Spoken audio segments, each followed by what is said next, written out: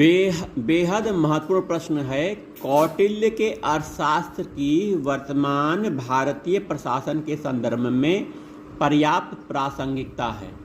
इसका संभावित उत्तर हो सकता है प्राचीन भारत में केंद्रीयकरण एवं विकेंद्रीकरण दोनों प्रकार का उल्लेख मिलता है। मौर्यकालीन प्रशासन प्राचीन प्रशासन और आधुनिक प्रशासन में एक महत्वपूर्ण स्थान रखता है।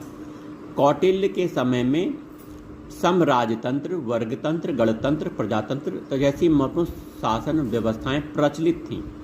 कौटिल्य का अर्थात एक राजा के कर्तव्य, राज्य के कर्तव्य, मंत्रियों का व्यवहार और कर्तव्य और उनके चयन की प्रक्रिया एवं राज्य की प्रशासनिक व्यवस्था का उल्लेख करता है।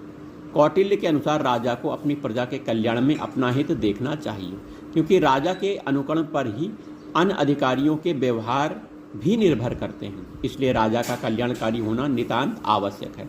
अर्थशास्त्र में सुशासन की अवधारणा सर्वत्र दृष्टिगोचर होती है। भारत जैसे विकासशील देश के संदर्भ में कौटिल्य द्वारा वर्णित प्रशासनिक व्यवस्था की पर्याप्त प्रासंगिकता है, क्योंकि वर्तमान राज्य पुरुष राज्य न होकर कल्याणकारी राज्य है। प्रशासन को जनोन्मुख पारदर्शी होना अति आवश्यक है, जिससे कल्याणकारी योजनाओं का संचालन सही ढंग से हो सके और अपेक्षानुरूप परिणाम प्राप्त हो सके। क्योंकि अब प्रशासन का मुख्य बल इस बात पर होता है कि विकास कार्यों को कैसे संचालित किया जाए, इनसे प्राप्त परिणाम का समान वितरण हो और तथा विकास के लाभ जनता के सबसे निचले स्तर तक बिना किसी भेदभाव के पहुँचे। इसलिए यह आवश्यक है कि प्रशासनिक व्यवस्था में तटस्थता, प्रतिबद्धता विकास कार्यों के प्रति हो, न कि अपने स्वार्थ तथा राजनीतिज्ञों के प्रति। प्रशासनिक व्यवस्था में पारदर्शिता उसी प्रकार आवश्यक है जिस प्रकार मौर्य काल में विद्यमान थी।